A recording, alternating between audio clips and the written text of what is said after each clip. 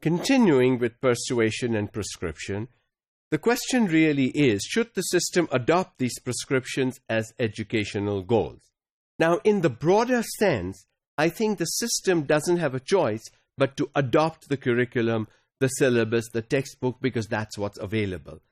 But the choice comes when the teacher actually translates that in the classroom in terms of teaching and learning. And so, at that level, I think the question can be answered differently.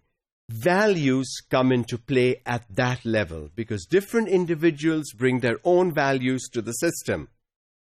When different values are considered, looked upon, made sure that everyone is heard. I may not agree with everything the students say, but I still have to hear what the students have to say.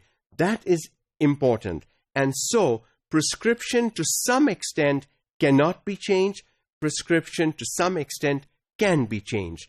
That determines how the teacher teaches, what the teacher teaches, the kind of assignments the teacher gives. Those are not prescribed.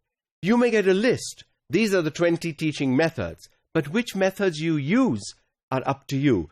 These are the different types of assignments you can give. Which type you give is up to you.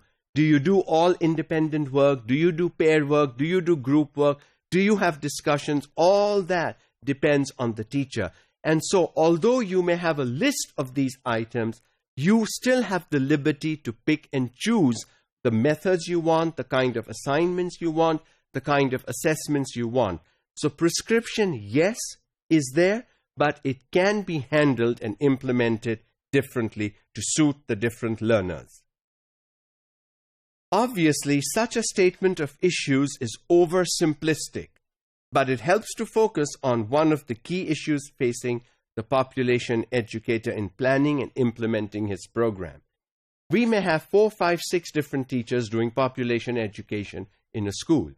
We may be teaching the same curriculum, but we are teaching it differently.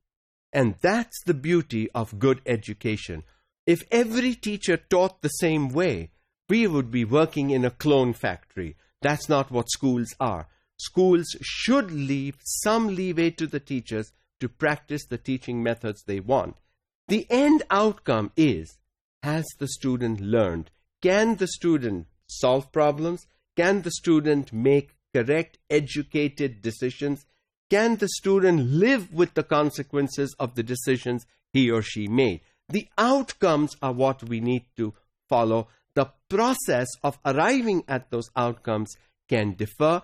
The content needs to be the same because all students have to be taught the same content, the same concepts, the same skills in any course. But the process of teaching that content can differ based on the teacher.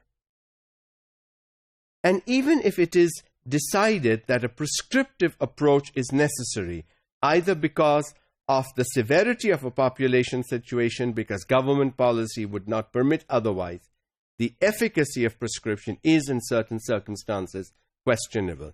So although the prescription is there, this is what you need to teach, are we really going to do just that? A lot of times I have taught lots of courses that I've taken out pieces I think are not relevant and added my own pieces into it to make the course more relevant. The thing is, are we providing to our students what they need for their future, not what we got for our future? That's not going to work. We got something 20, 30, many of us even 40 years ago. It helped make our future.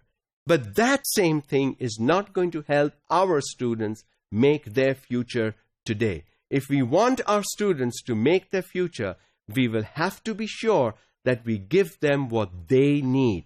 Times are changing. Technology, the internet, the global village world, this didn't exist 20, 30 years ago. Times are different, and so what our students need for their real life are also going to be different things, not what we got from our teachers and in our education. So we have to look beyond what we received. We have to look beyond what we got and then make sure that we provide for our students what they will need for a successful future for themselves.